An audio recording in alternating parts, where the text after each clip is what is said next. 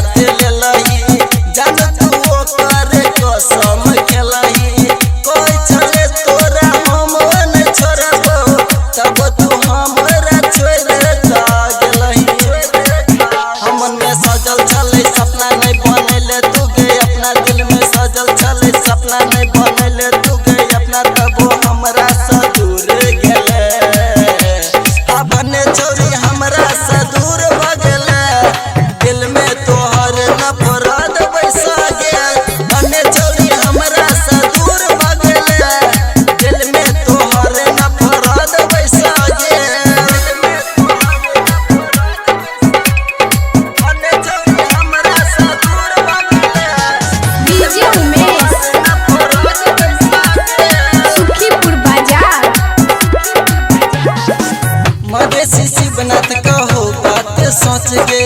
कदली हमारा जिंदगी के नाश गे राइटर बिकाओ के फेरा में रह के रविन मनी से भेलै बदमाश गे